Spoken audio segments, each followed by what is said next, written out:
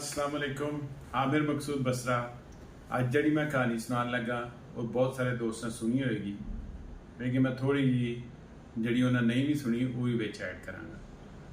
एक सुनियारा अपनी दुकान दे विच बैठा कारोबार करता हुंदा ते बड़ा शरीफ आदमी बेचारा अपने कारोबार में लगा हुंदा ते एक दिन एक बड़ा बारिश या पुरनूर जिहा चेहरा, दाढ़ी खूबसूरत जी चिट्टी जी रखी, चिट्टे सूट पाया, सिर ते परना लिया तो उसकी दुकान च आ जाता, हाथ च तस्वीर तो उस सुनियारा वेख के कहता बैठो हाजी साहब। हाजी साहब कहते ने मैनू दस फलाना सोना किन्ने दा है, यह कैरेट की सूते वाले फलां टींग आ हार अगर बनवाना होए तो की होएगा। इन्नी देर दे विच एक बीबी अंदर आ जाती, अंदर आंदी उन्होंने हाजी साहब नूं वेंदे ही उन्होंने गोडे दे नाल जा जुड़दी है, हाथ सिर रख देंदी गोडे च, कहंदा पुत्तर जींदी रहो जींदी रहो। कहंदी हाजी साहब तुसी किवें, तुसी ते किसी दे घर नहीं कदी गए, कदी किते नहीं गए, मैनू लगदा कोई अल्लाह लो हुक्म होया जिहड़ा तुसीं सुनियारे दी दुकान ते आ गए हो। सुनियारे नूं कहंदी बस तेरी जिंदगी पार लगण वाली है, तेरे नाल जो बरकतां दा जिहड़ा नज़ूल तेरे ते होना है, तेरी सोच में तेनू की पता है कौन ने। वो बड़ा हैरान हुंदा, कहंदा कौन ने। कहंदे फलाने इलाके दे फलाने साहब मशहूर बुजुर्ग ये वो, अल्लाह ताला जिथे इन्हां दे पैर पवा दे उत्थे बरकतां ही बरकतां हुंदियां।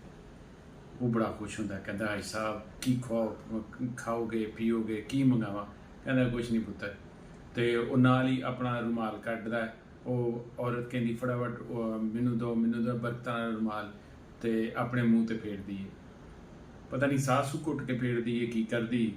ਉਹੀ रुमाल वो सुनियारे देने, कहंदी ऐ ना तुस हाजी साहब नूं वापस ना करी ते ऐ रख कोल ते सुबह शाम 7 दिन फेरेगा इत्थे देखी गाहकां दी लैना नहीं मुकनियां।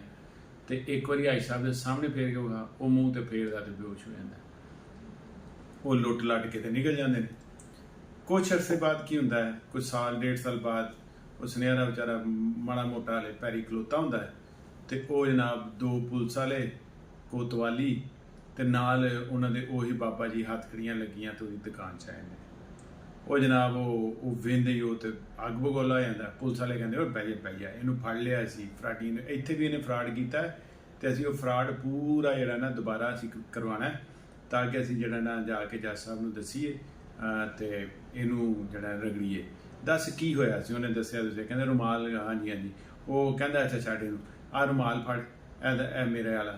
पुलिस वाला उन्होंने फड़ांदा, कहंदा ए किंज मूँह ते फेरिया ही, इधर फेर के विखा। वो फेरदा तो वो भी गया, फिर एक बारी बेहोश हो फिर लुटते हैं तो फिर निकल जाते हैं।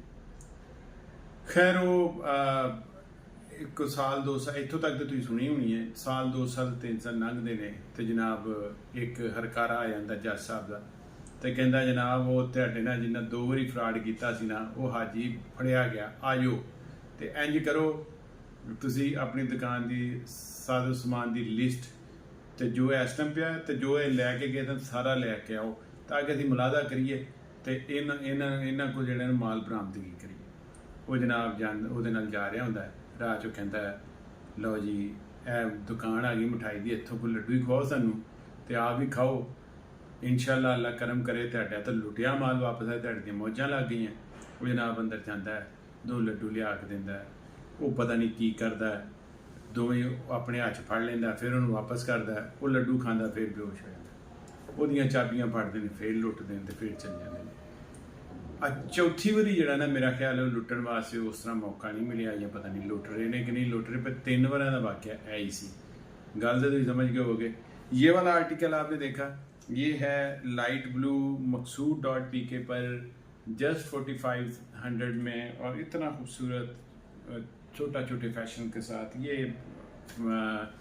एक एम्ब्रॉयडरी पैच और जस्ट 4500 में फ्री होम डिलीवरी के साथ मकसूद.pk MAQSOOD.pk ज़रूर जाएं और ख़रीदें फ्री होम डिलीवरी के साथ। अब चाहता हूँ इजाज़त, अल्लाह हाफिज़।